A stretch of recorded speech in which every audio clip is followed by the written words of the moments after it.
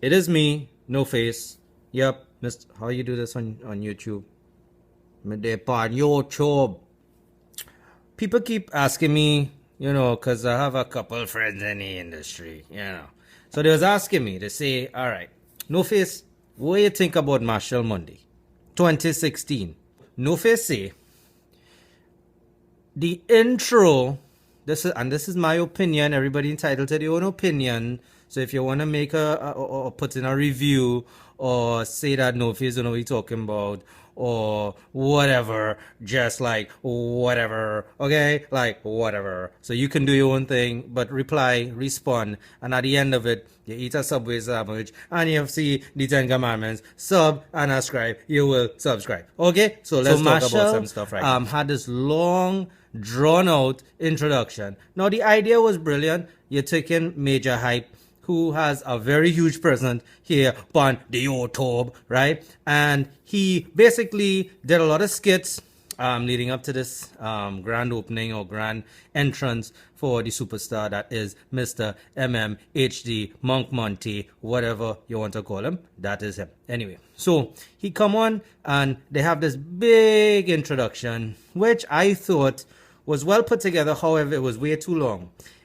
And on top of it, I don't see the relevance when it was time for Machel to actually enter the stage or for the introduction of the two hosts, Superwoman and Major Hype. So it was a little bit out of whack. Just a little bit. That was done. And then there was a little bit of a delay before he actually ran on the stage. So there was a little bit of unsurety, a little bit of skepticism for just a few seconds at that point in the performance. All right, so I'm nitpicking at everything. As I say, if you don't like it, say you don't like it, but still eat a sub and read the 10 Commandments, subscribe. Okay, so this is what happened.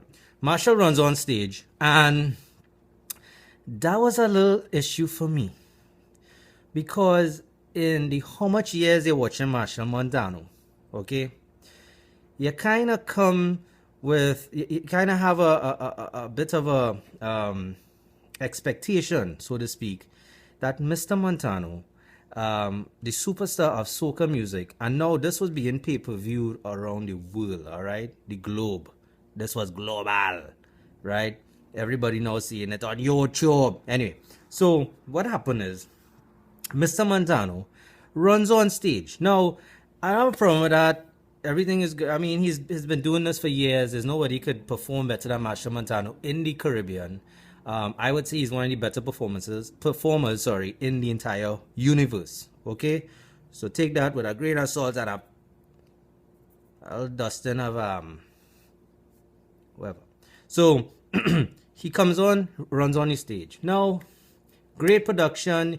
You want to enter a show with a bang, with a global audience viewing this thing. And you just basically ran on the stage with your dancers. Now, I think we've seen enough of that, right? And if you're going all out, right, as you know, people have seen the stage, the production was on point. But if you're going all out, running onto a stage didn't really have that effect. It didn't have the wow effect. It didn't have the bam slap in your face type of effect, like if you was eating a 7-pod pepper. Okay, so we wanted that 7-pod effect. We wanted the 7-pod effect, all right? Which wasn't really slightly better intro would have had a great impact. Anyway, so Mr. Montano comes on stage. He does his waiting on the stage. Everybody's hyped. Show is going on. Great theatrical performance when he went into In We Blood. I love the fact that they were showcasing the African roots, the African culture, the influences, all that good stuff, okay? So this is where I start to, I'm going to jump in and out of good and not and okay. It wasn't bad. Nothing was bad, but good, great, and okay. So the stage itself was set up like I have seen in the US. Very, very high class, high quality of a supreme standard. All right. The lights, the theatrics, the screens were very, very modern. I mean, they went all out. I know that Mr. Chow on Chinese Laundry, Tony Chow, the big man that business, right, went all out, and they collaborated and they came up with this huge, nice, huge beautiful production. So that was awesome. Perfect. The performers actually utilized most of the stage. They utilized the areas of the stage. It was very visually pleasing. It was visually pleasing. Okay. However, okay, Machel performs and does his intro and everything. Great. But I thought that some of these sets, right, were a little drawn out. Not only were they a little drawn out, but there might have been a little too many sets within the Monk Monte set. I know some people, I'll lose some people on that, but just follow me with this, all right? It's a simple argument, simple point. You had at least, I don't know, 10 different sets within the show, all right? And you have to understand too, people were standing out in our audience since, I don't know, God knows what, 6 o'clock in the evening, right? 7 o'clock in the evening. Machel and Heady stage till probably around 10 o'clock at night. So you're looking at those 3 hours plus his 4 hours, about 7 hours that you have patrons in there for. Not to say anybody was collapsing and falling down and you know, through dehydration and all that kind of thing. But at the same time, you know, 7 hours is a hell of a long time. So anyway, good for me, right? For me, it could be different for you, but pour moi, I believe that the best set of the entire night was the introduction or reintroduction of one of the biggest sound systems ever to grace the Caribbean.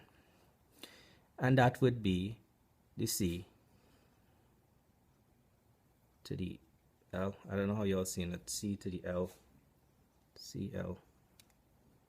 Anyway, the incomparable, wicked, bad, big sound out of Trinidad is the Chinese laundry. Yep, the laundry, right? It's laundry, signal to noise. I wish you had a little President Def up there too, but you know, it kind of asking for too much now, right? Anyway, so you had laundry with signal up on stage. They killed it. I think a lot of it had to do with the fact that you know, it was a different change of pace in the show, right? After the soca, everybody was just tuned into the soca, and then you come and hit them with this dancehall, reggae kind of fusion, which was good. It was a good to change. It's like eating, you know, you want to cleanse your palate, all right? For these sushi people out there, you want to cleanse your palate, right? So they give you a little dot to cleanse your palate. And I don't mean palate stick. I mean the one in the back of your throat, all right? Okay, so you do that. And then Laundry brings out his secret guest artist. Now, which is a huge element in any stage show. The element of surprise. Correct. All right. So the element of surprise worked dramatically. It worked in everybody's favor on that night. I mean, I have been seeing people hitting up websites, all over everything. Favorite party show, the reintroduction, the reunion of the one and the only CL Chinese Laundry, big bad song out of Trinidad. All right. So when anyone that came on, Cutty came on. Little hiccup there. Cutty Ranks, big bad DJ out of Kingston, Jamaica, bad man from 90s all along. And you have some little whiner girls come out on stage with him, and they're whining the waist, and they're showing the stomach, and ting, while Cutty performs one of his baddest badman anthems of the 90s. I don't know what he was thinking.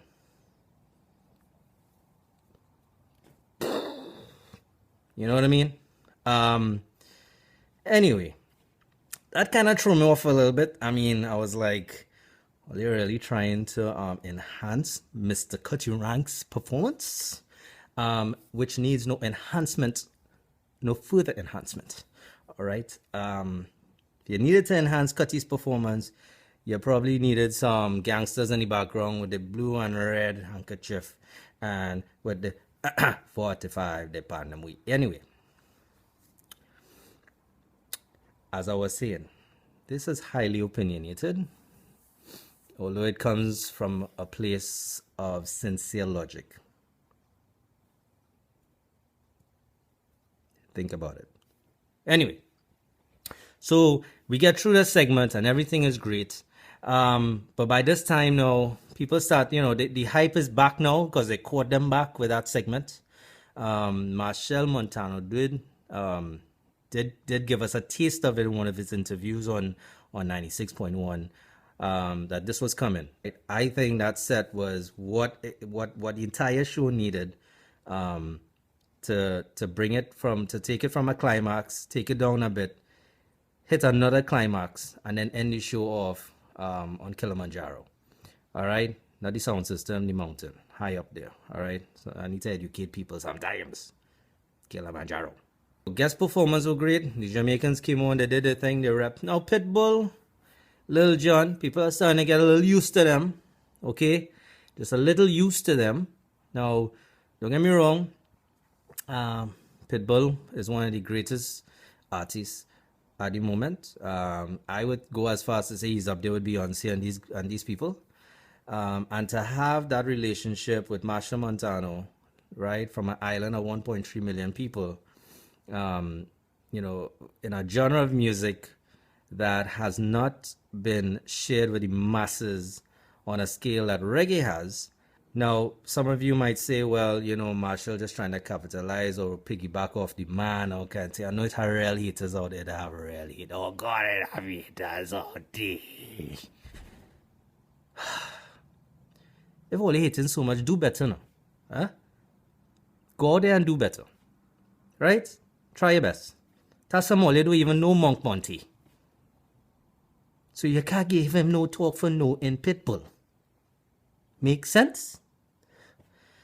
Anyway, so it's just the fact that they're getting, the international flavor is still there, right? I just thought that he might have thrown in a little twist or had established another relationship. Okay, now again, I'm not saying nothing was wrong, nothing was bad. This is just my opinion. It was a great event, great show, great segment, right? Pitbull, obviously one of the top acts in the world. Maybe if Pitbull had brought on a little friend, I don't mean the dancers. I know all you're thinking, the dancers. Lord, let me just start on that. That's a whole different topic. All right. Anyway, so maybe if you had brought on a little second, performer, something to, right? But anyway, I really nitpicking at that one, but it was just a small point that I wanted to bring up. Great performance. Lil Jon was Lil Jon.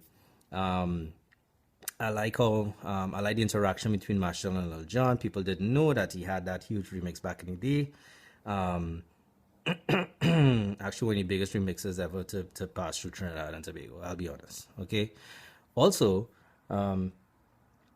I like the interaction, as I said, with the fact that Machel was kind of giving Lil Jon a little taste of Machel being Trinidad's Lil Jon.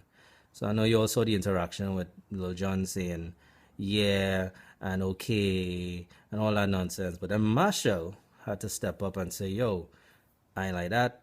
I say this. And the audience actually finished off what he was saying, which was incredible. I mean, 20,000 people, you have them in the palm of your hands. You are the big man. All right.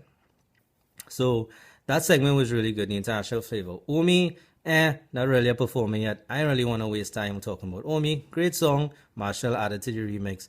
But however, his performance was like, yeah, Omi perform. Yeah, you come, yeah, you show up. All right, yeah, okay. That's the kind of vibe you get. What can I say about Aaron Duncan? This boy is going to take off, right? I mean, at such a tender age, you running up and down that stage like you own it in front of 20,000 people, okay? This is not an easy feat. This is not something that you could train yourself to do overnight, all right? That boy has something special. Same way, Machel had his special inbred talent to do what he did at 9 years old. This Aaron Duncan dude is somebody who Trinidad and Tobago needs to keep an eye on, all right? And not fight him down. And if he comes with a tune that's lackluster, big him up, praise him up, because we have to nurture this new talent, right? Mr. Monk Monday ain't going to be jumping up on stage for the next 10 years, you know. All you need to remember that. There's going to be a huge, I can't even measure it big enough on the screen here. But the void is going to be so huge at that point when MMHD Monk Monday say, you know, fellas, I think I good there, you know. Pressure. All right. So just remember, we need to have people coming up to fill that void, because Machel has set the bench so fucking high. Miss Angela Hunt, great performance as usual. Her vocals were a little mismixed on the sounds. I don't know if she was a little. I know Miss Angela Hunt. If you're watching this, I respect you. You have done great for yourself and for Trinidad and Tobago. I must say this because my people loves you. As in the words of Mr. Manning, my brothers and sisters, Miss Angela Hunt is one of the greatest songwriters of our generation. I don't know, your vocals was a little off on the mix. I don't think it's your fault. I think it was something was happening on stage with the monitor engineers or something like that. But I don't know really what was going on. But still, great performance. You could move. You know, good. You know, just great performance all around. The segment with Private Ryan, again, drawn out. I think Machel didn't need to be on stage for that performance. He could have rested a little bit. Or if the performance was there with him, they needed to narrow that down in a big way. It kind of was drawn out. Now, Ryan did his thing. He was mixing good. Just that it was so long that some of these songs kind of left the audience in like a little bit of a lull, but then he caught them back with the very next song. But again, it was because of the actual set being drawn out for that period of time. Jillionaire and Walshy Fire. The Major Lazer name is so big that the people missed Diplo. I'm sorry to say it, but they did. They missed him. Walshy did, you know, again, good. He's very good on the vocals in terms of his hypeness and all that stuff. However, the actual performance for Major Lazer, as Major Lazer, and not Walshy Fire and Jillionaire, was a little lackluster. But the song itself is such a good song, it's such a well-worked song, and it was produced well, that it came over very pleasing to the audience. So that was, you know, we could work with that. Jillionaire didn't have didn't have much to add to the performance. I think it was more based on relationships that the ML has with the MM. You know what I mean? I'm sure it was just a phone call where, you know, hey, they blew this Machel boy. All you need to pass through for Machel Monday, eh? So, nothing to take away from Major Lazer. They're making millions. They are very popular around the world. And nothing a little blog from NoFace could really do to influence that in a negative way, which is not my intention, by the way. I'm just, you know, giving Jack his jacket or calling a spade a spade. That is all. Okay? That is all. Last but not least, I would have to say the ending of the show was very hype. Machel killed it. Again, you enter on a high, you leave on a high, you leave with people begging for more, even though it was a 7-hour long event.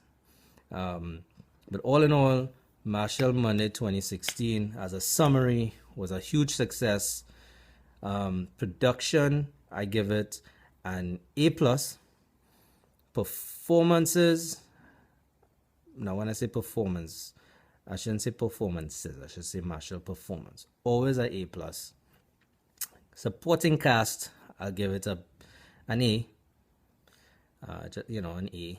There are a couple of things that took the plus away, right? But it's still an A-class event. Still an A-class event. And just all in all, an overall A for the event. All right? Overall A for the event.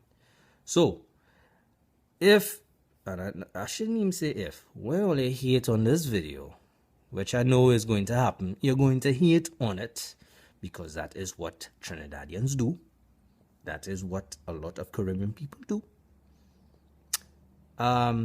Eat a sub and bring your 10 commandments and subscribe, because I would like to see your comments.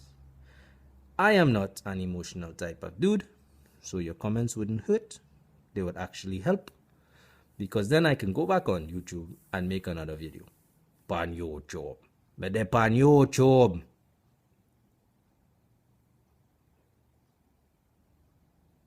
Pan YouTube. Alright? Subscribe. See you all later. Let me know if you need anything else, or if you want to hear me talk about anything else. Peace. Peace out.